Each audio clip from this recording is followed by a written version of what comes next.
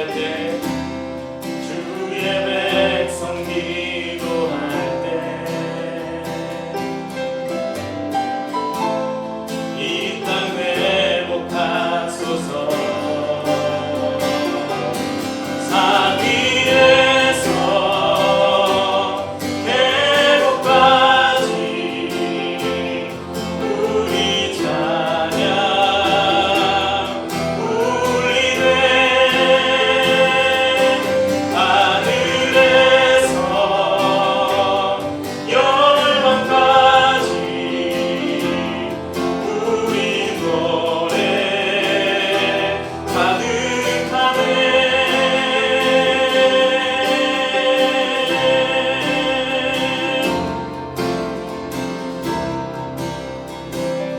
십자가 앞에 행할 때, 십자가 앞에 행할 때 주의 빛 비춰주시고, 주의 빛 비추시고, 우리 바다를 덮음같이,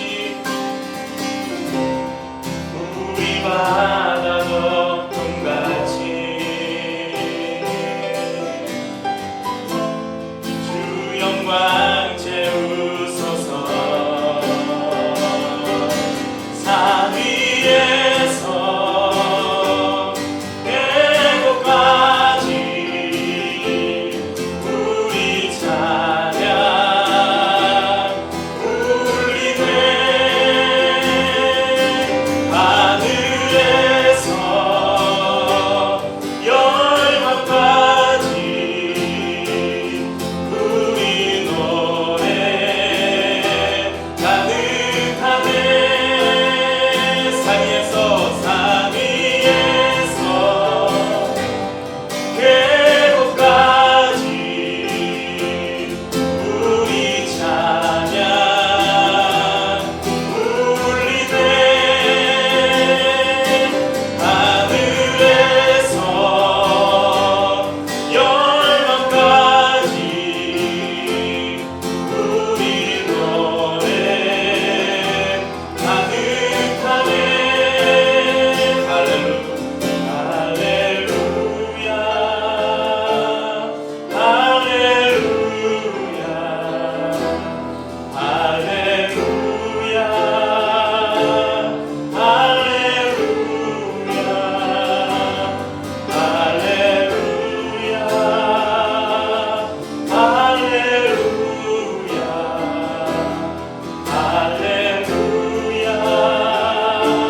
우리 찬양과 귀에 합당하신 분께 할렐루야. 할렐루야. 할렐루야. 할렐루야.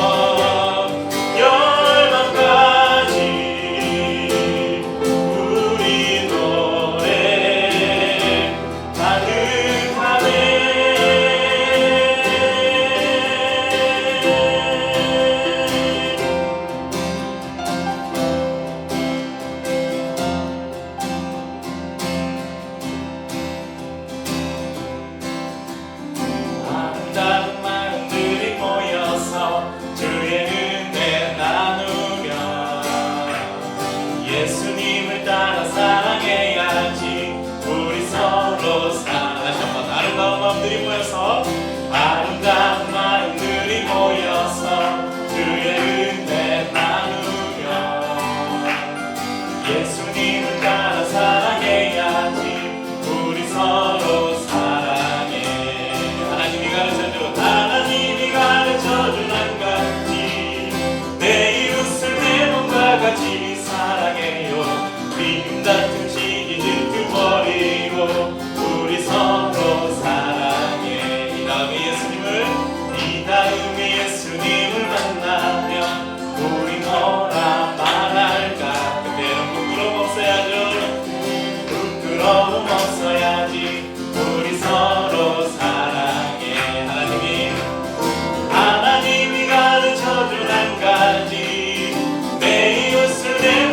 같이 미움 다툼 시기 질투 버리고 우리 서로 사랑을 이 다음에 예수님을 만나며 이 다음에 예수님을 만나며 우리 뭐라 말할까 그때엔 부끄러움 없어야지 우리 서로 사랑해 하나님이 가르쳐준 한 가지 내 이웃을 내 몸과 같이 사랑하라 내 몸과 같이 사랑해요 미움 다툼 시기 질투 버리고 우리 서로 하나님이 가르쳐준 한 가지 하나님이 가르쳐준 한 가지 내 이웃을 내 몸과 같이 미움 다툼 시기 질투 버리고 우리 서로 사랑해 아주 먼 날 하늘에서는 당신을 향한 계획이 있었죠 하나님께서 바라보시며 하나님께서 바라보시며 좋았더라고 말씀하셨네 이 세상 그 무엇보다 귀하게 나의 손으로 창조하였노라 내가 너로 인하여 기뻐하노라 인하여 기뻐하노라 내가 너를 사랑하노 그 주님의 사랑으로 우리 서로 사랑을 나누십시다 사랑해요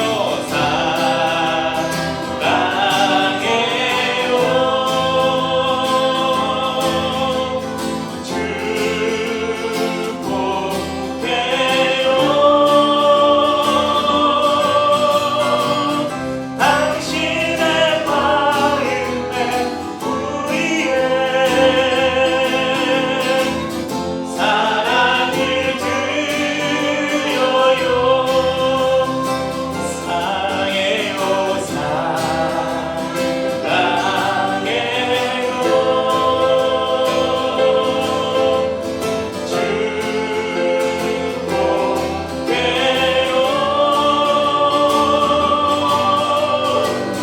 당신의 마음에 우리의 사랑을 우리 세가족 가족의 탄생의 주인공인 우리 세연들을 향해서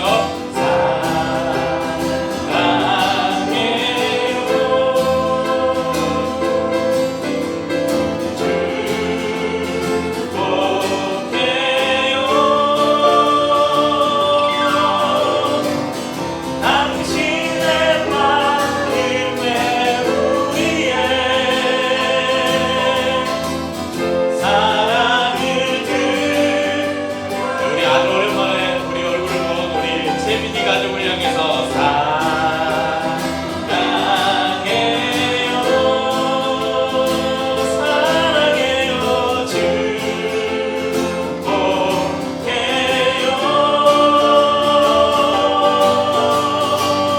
당신의 마음에 우리의 사랑을 드려요 사랑을 드려요 사랑을 드려요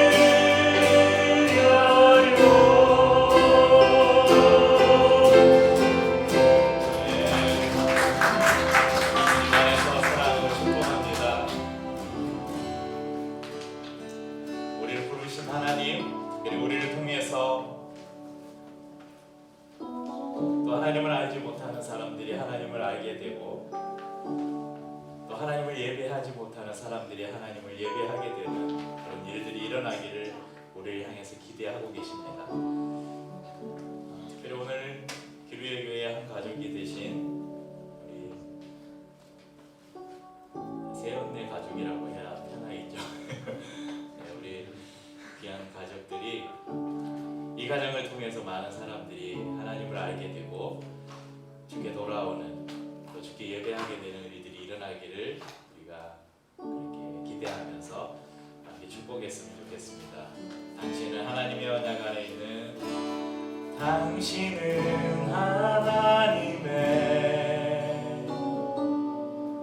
언약 안에 있는 축복의 통로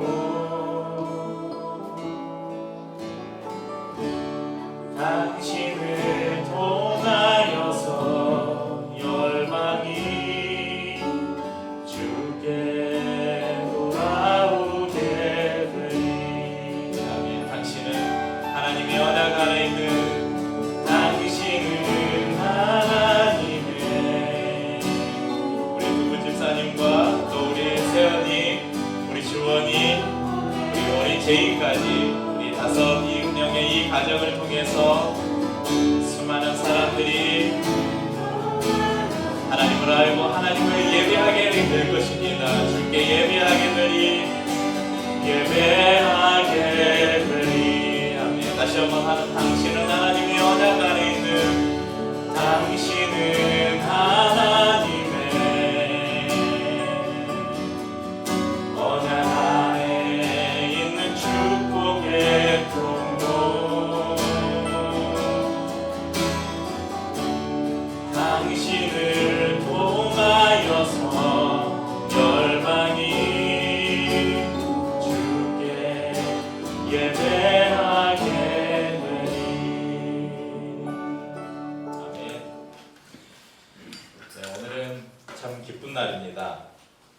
지난주에 말씀드린 것처럼 매 주일이 예수님의 부활을 우리가 기뻐하고 다시 오실 주님을 기다리는 기쁘고 복된 주일이지만 오늘은 특별히 더 기쁘고 감사한 날입니다. 2016년 3월 6일에 저희 4명의 가족이 첫 예배를 드림으로 기루의 교회가 시작되었습니다. 그러니까 처음 시작은 진짜로 혈육의 가족 4명이 시작한 교회였습니다. 그리고 2016년 그해 7월 31일에 첫 등록 성도가 생겼습니다.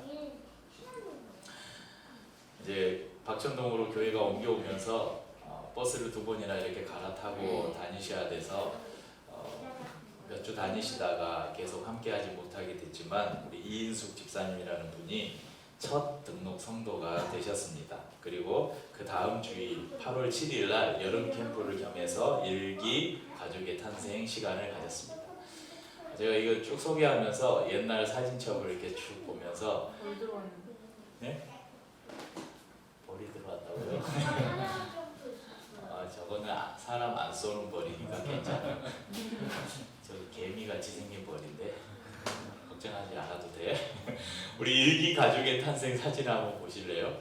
파주에 있는 헤이리의 펜션이라는 곳에서 이제 집사님이 딸하고 아들도 같이 데리고 와서 이렇게 첫 캠프 겸 첫 가족의 탄생 시간을 가졌습니다.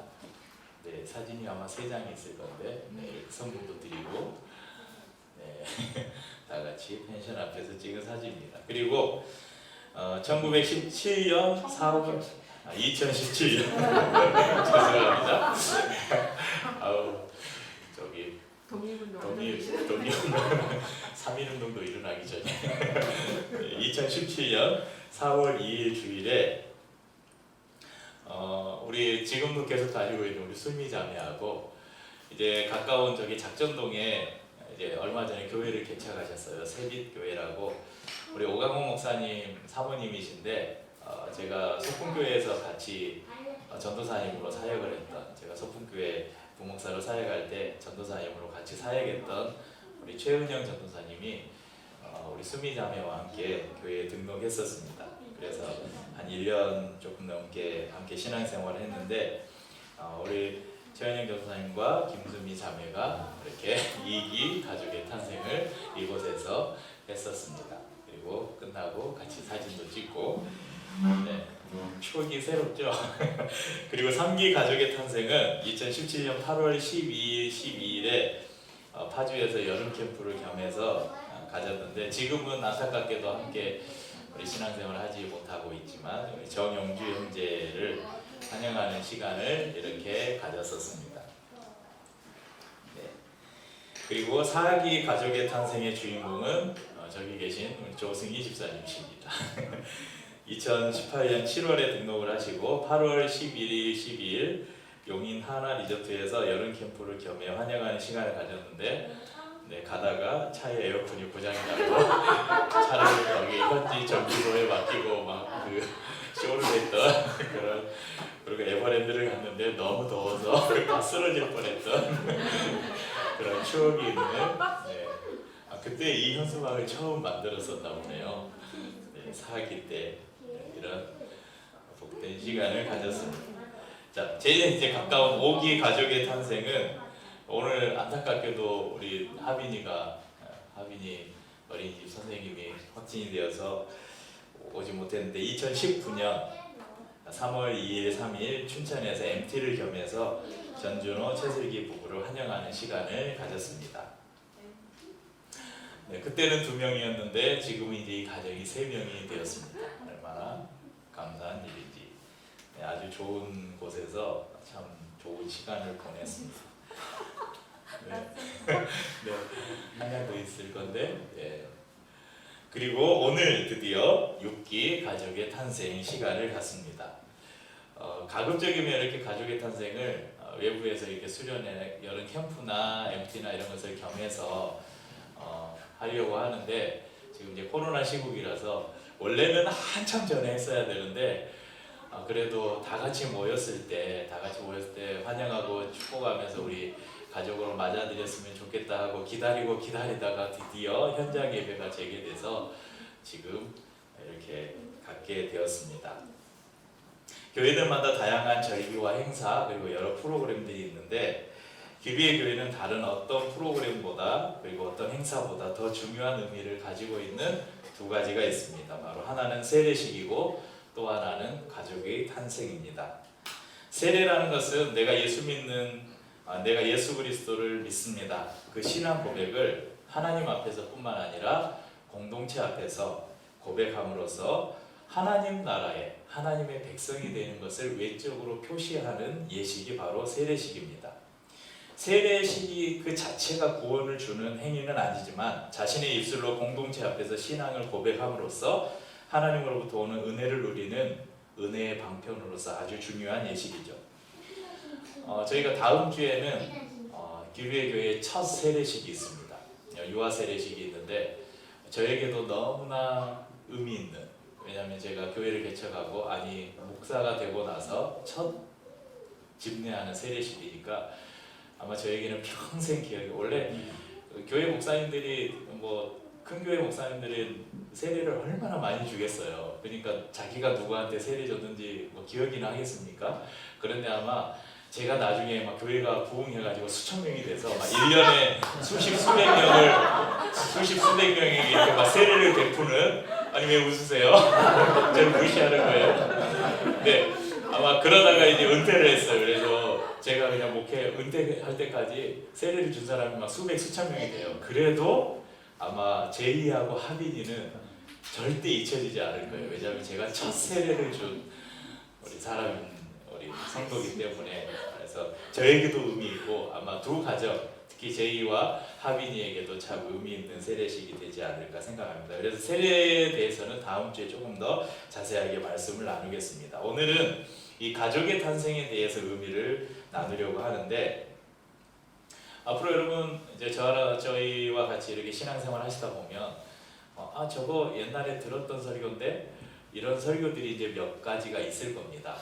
저희가 주기적으로 계속 반복해서 하는 설교들, 특히 저희 교회의 비전들을 나누는 그 시리즈 설교들이 있고, 오늘 나누는 이 말씀도 아마 종종 한 번씩 듣게 될, 조금씩 변형을 시키고 업그레이드를 하겠지만 계속해서 나누게 될 말씀일 것입니다. 세례가 영적으로 하나님의 가족이 되는 것이라면 이 가족의 탄생, 이것은 우리 교회에만 있는 시간입니다. 이 가족의 탄생은 하나님의 가족된 성도가 길위의 교회라는 지역 공동체의 가족이 되는 시간입니다. 여러분, 한때 유행처럼 번졌던 가나안 성도라는 말이 있습니다. 가나안이 가난을 거꾸로 하면 뭐라고요?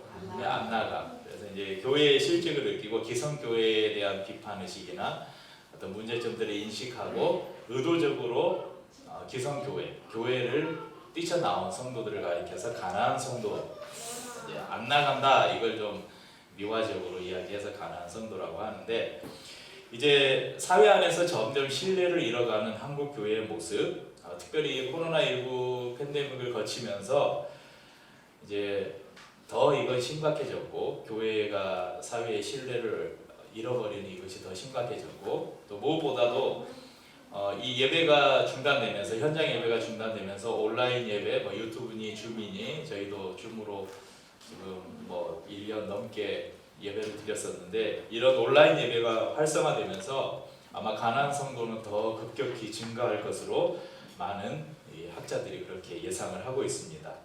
가난한 성도를 비판하는 분들도 있지만, 다른 측면에서 이 가난한 성도들로 분류되는 성도들을 보면, 이 성도들은 대충 이렇게 교회에 떠돌아다니는 성도들이 아니에요. 가난한 성도들은 한 교회에 최소 7년에서 8년, 길게는 10년, 20년을 한 교회를 정말 열심으로 섬겼는데, 그 안에서 도저히 더 이상 내가 계속 신앙생활을 할 수 없겠다는 그런 깊은 고민, 그것을 통해서 이제 더 이상 내가 여기에 있다가는 내가 신앙을 유지하는 게 힘들겠다. 그래서 자기의 신앙을 버리려고 교회를 나온 사람들이 아니라, 내 신앙이 지금 여기에서 계속 이 교회에서 신앙생활을 하다가는 내 신앙이 점점 무너질 것 같다는 위기감에 신앙을 지키기 위해서 뛰쳐나온 사람들을 가난한 성도라고 그래요. 그러니까 이게 떠돌이 성도와는 다른 사람들을 가리키는 용어입니다. 그렇기 때문에 그 가난한 성도들은 무작정 비판할 수만도 없습니다.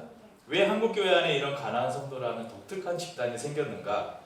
그럼 교회가 기도가 부족해서 그럴까요? 교회가 전도가 부족해서? 교회 시설이나 프로그램들이 안 좋아서? 교회가 돈이 없어서? 여러분, 절대 아니에요. 물론 목회자를 비롯한 이 한국교회 안에 오래된 여러 문제가 있겠지만, 저는 그것의 가장 큰 이유가 공동체성의 상실이라고 저는 생각을 합니다. 여러분, 어느 모임이든 간에 자신의 마음을 터놓고 이야기할 수 있는 진실된 그 대화가 가능한, 속마음을 터놓고 이야기할 수 있는 두세 명만 있으면 그 사람은 그 모임을 떠나지 않는다는 조사 결과가 있다고 합니다. 그러니까 어떤 조직을 떠난다는 것은 그 두세 사람이 없다는 거예요. 공동체 안에서 내 속마음을 진실되게 이야기를 나눌 그 두세 사람이 없어서 교회를 떠난다는 것입니다. 그래서 교회 안에 정말 회복될 것이 있다면 바로 공동체성입니다. 다른 말로 하면 가족이라고 할 수 있겠죠. 그러니까 지난 수십 년 동안 한국 교회는 양적 성장의 목표를 매다 보니까 수단과 방법을 가리지 않고 성도들을 늘리는 그런 전도, 영혼 구원, 교회 부흥, 이런 표 아래 숫자는 늘었을지 모르고 건물은 커졌을지 모르고 재정은 늘었을지 모르지만 그 안에 공동체성을 잃어갔습니다. 예배를 1부, 2부로 나누어서 드리고, 자리가 부족하니까 부속실에 중계 화면을 연결해서 모니터를 연결해서 예배를 드리고, 교회가 너무 커지니까 지교회를 만들고, 담임 목사는 봉교회에서 예배를 드리고, 지교회에서는 요즘에 뭐 위성 인터넷 이게 발달이 돼 있으니까 현장 중계로 다른 데에서는 모니터 화면을 보고 예배를 드리는 그런 일들이 일어났습니다. 저희가 이 말씀을 나눌 때마다 저기 부천에 있는 예인교회를 예로 드는데, 거기에 저 이모님이 다니시는데 그런 이야기를 하시더라고요. 그 교회도 그 건강한 교회를 만들기 위해서 괜찮습니다. 나왔어요. 우리 유치부까지는 예배 시간에 떠들어도 그냥 놔두기로 했어요. 초등학교 1학년 되면 예배 시간에 떠들면 혼날 거예요. 우리 세연이 안전하게 예배. 지원아, 채빈아, 알았지? 이제 초등학교 들어가면 예배 잘 드리기로 하고, 우리 이제 유초등부부터는, 저는 그래요. 유초등부부터는 부모와 함께 예배드리면서 예배하는 훈련을 해야 될 시기고, 우리 이제 유치부 아이들, 우리 미취학 아이들을 위해서 교회가 어떤 좀 프로그램들을 준비해서 아이들을 위해서 진행해야 될까 지금 고민을 하고 있습니다. 그래서 예배 뭐 전후든지 우리 아이들을 신앙으로 좀 잠깐이라도 교육할 수 있는 그런 시간들을 앞으로 좀 준비를 하도록 하겠습니다. 조금만 기다려 주시고요. 이제 부천 예인교회 이야기로 다시 돌아가 보면 이 교회는 대표적으로 건강한 교회를 만들기 위해서 애쓰는 교회로 유명한 교회예요. 그래서 교회 건물을 소유하지 않고 부천의 복사골 문화센터를 오랫동안 빌려서 주일에만 빌려서 예배를 드리고 또 이제 주중 모임이나 교회 사무 공간은 그냥 조그만 건물 하나를 빌려서 사용을 하는데 이 교회도 이제 성도가 많아지니까 분립을 했어요.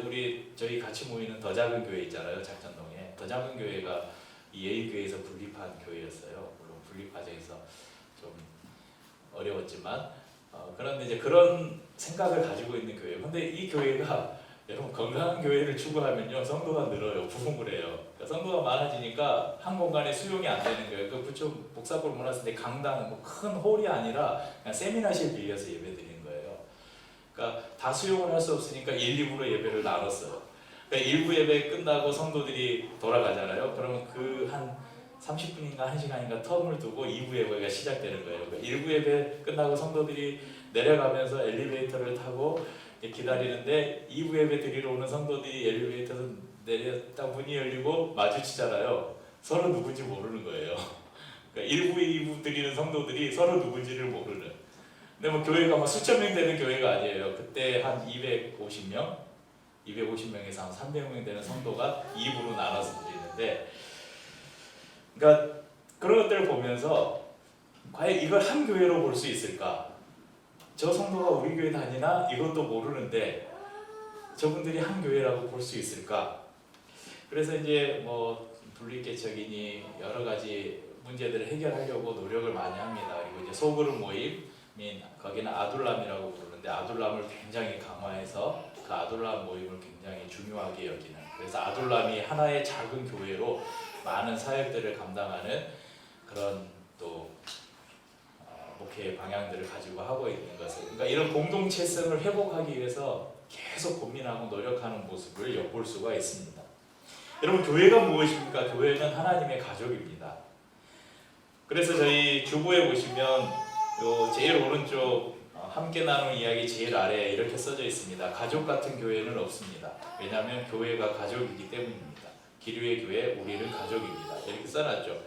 이제 가족 같은 교회는 없다는 거예요. 왜냐하면 교회면 가족인데 같다는 것은, 가족 같은이라는 것은 비슷하다는 것이 같은 게 아니라는 거잖아요. 한 공동체에 속한다는 것, 그것은 내가 그 공동체의 가족 구성원이 된다는 결정입니다. 그래서 기류의 교회는 뭐 저희가 정관이나 뭐 규칙들이 없기 때문에 법적 구속력은 전혀 없지만 처음 오시는 분들에게 보통 이제 일반적인 교회들은 교회 누가 새로 오면 어디서 오셨어요? 막 그러면서 등록하실래요? 그래고 제일 먼저 등록카드부터 막 내밀어요. 근데 저희 교회는 그렇지 않고 3개월 이상을 신앙생활을 함께 하도록 이야기합니다. 그리고 나서 등록을 고민해 보시라고 합니다. 여기서 3개월이라고 하면 처음 나온 지 3개월이 아니라 3개월 정도 같이 예배를 드리는, 그러니까 3개월이면 몇 번이죠? 한 달을 4주로 치면 12번, 12번 이상의 예배를 같이 드려보시고 그 다음에 이 교회가 내가 등록해서 함께 신앙생활을 할 만한 가치가 있는 교회인가, 그런 것을 충분히 경험을 해보고 등록을 하시라고 그렇게 권유를 합니다. 왜냐하면 그 3개월이라는 시간 동안 함께 신앙생활을 하면서 이 교회가 추구하는 목회의 방향, 이 교회가 건강한 교회인가, 또 제일 중요하게 생각하는 저 목사가 제대로 된 목사인가, 저 목사 설교가 괜찮은가, 이런 것들, 또 이 성도들을 대하는 이런 모습, 이 공동체성이 있는가, 이런 것들을 충분히 살펴보시고 혹시 이단은 아닌가, 이상한 교회는 아닌가, 이런 것들을 충분히 살펴보시고 고민한 다음에 등록을 하라고 그렇게 권유를 하고 있습니다. 왜냐하면 등록을 한다는 것, 가족이 된다는 것은 권리와 함께 그에 합당한 책임을 내가 지겠다는 결정이기 때문에 그렇습니다. 오늘 말씀을 보면요, 오늘 저희가 읽지는 않았지만 2장 1절에는 이렇게 말씀합니다. 에베소서 2장 1절에 그는 허물과 죄로 죽었던 너희를 살리셨도다. 이 말씀은 개인 구원을 말하는 겁니다. 그는 허물과 죄로 죽었던 너희를 살리셨도다. 예수 그리스도께서 십자가에서 죽으심으로 우리 각자를 구원해 주셨습니다. 그리고 그 구원이 어떻게 이루어졌는지를 2절에서 10절 말씀에서 자세하게 설명해 주고 있습니다. 우리를 사랑하시는 하나님의 긍휼하심이 본질상 진노의 자식이었던, 그러니까 죽을 수밖에 없었던 우리를 예수 그리스도의 피로 구속하셨다고 선언하십니다. 그리고 오늘 저희가 읽은 11절부터 22절까지는 구원받은 한 사람 한 사람, 그러니까 개개인의 구원을 이룬 이 사람들이 모여서 어떻게 하나님 안에서 하나가 되어가는지, 그러니까 교회가 되어가는지, 식구가 되어가는지를 설명해 주고 있습니다. 네. 우리 저희가 너무 집중해서 예배를 드리고 있는데 몸을 이렇게 내밀고 지금 설교를 듣고 있어요. 뭐 보세요, 저 눈도 안 되고. 훌륭해요. 네, 이것은 이방인과 유대인, 그리고 그리스도 안에 있는 사람과 밖에 있는 사람, 이스라엘 안과 밖의 사람들로 나누어져 있던 것들이 예수 그리스도의 피를 통해서 가까워졌다고 말씀하십니다. 그리고 나서 2장 19절에 이렇게 선언합니다. 그러므로 이제부터 너희는 외인도 아니요 나그네도 아니요 오직 성도들과 동일한 시민이요 하나님의 권속이라. 하나님의 권속, 이 권속이라는 이 영어 NIV 성경에는 하우스홀드로 기록되어 있는데요, 가족이라는 말입니다. 가족, 하나님의 가족이다. 유대인과 이방인은 여러분 절대 섞일 수 없는 사람들이에요. 그래서 유대인들은 이방인들을 개처럼 취급했어요. 개보다 못한 존재로 여겼습니다. 말도 섞지 않았고 같이 한 상에 앉아서 밥도 먹지 않았습니다. 그들과 접촉하는 것을 부정하게 여겼습니다. 그런데 여러분, 유대인들이 이방인들을 보면서 저들은 이방인이라고 비웃을 때, 여러분 다른 나라의 사람들도 유대인들을 보면서 이방인 취급했다는 것이에요. 여러분, 교회는 가족이라고 말씀드렸습니다. 여러분, 가족이라고 해서, 여러분 가족 구성원이라고 해서 마음이 같을 수 있겠습니까? 우리 윤서가 산 증인인데 저와 함께 몇 년 살았지?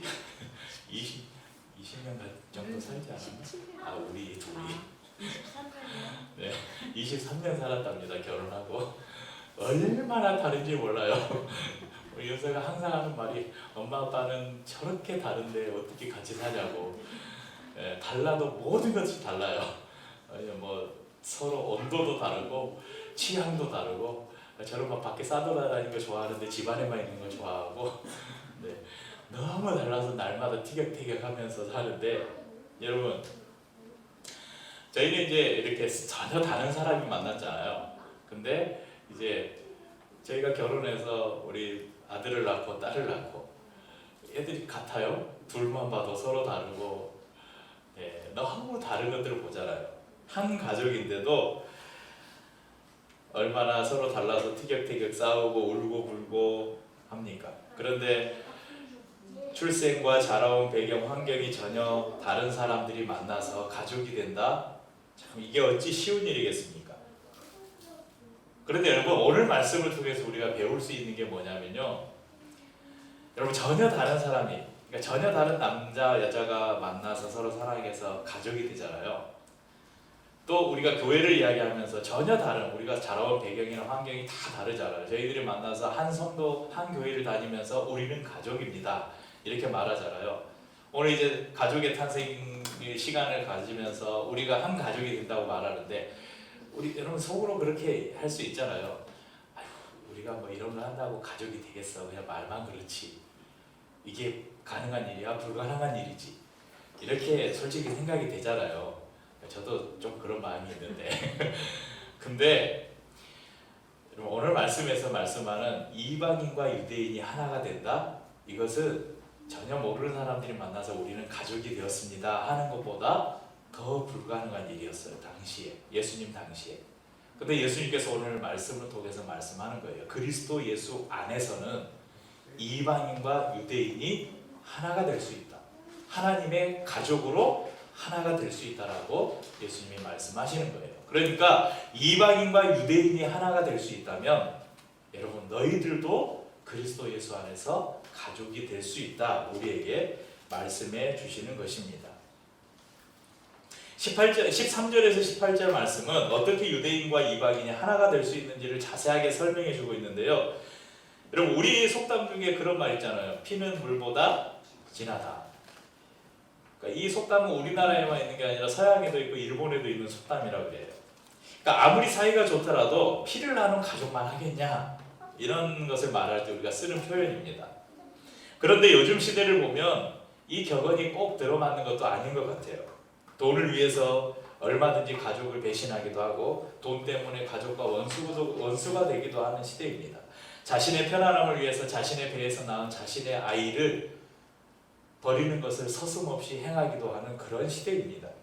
또 반면에 출세와 성공을 위해서 여러분, 나와 전혀 피 한 방울 섞이지 않은 타인을 내 가족보다 더 중요하게 생각하는 사람들도 있습니다. 여러분, 피보다 진한 물은 있을 수 있습니다. 그죠? 피는 물보다 진하다 그러는데 피보다 물이 더 진할 수도 있다고요. 그런데 그걸 정상이라고 말할 수는 없죠. 분명 피는 물보다 진하다가 정상입니다. 하지만 피보다 더 진한 것이 있습니다. 그것이 뭐냐면 바로 영입니다. 영, 스피릿. 피로 맺어진 혈육의 관계보다 더 진한 관계가 바로 이 영적 관계입니다.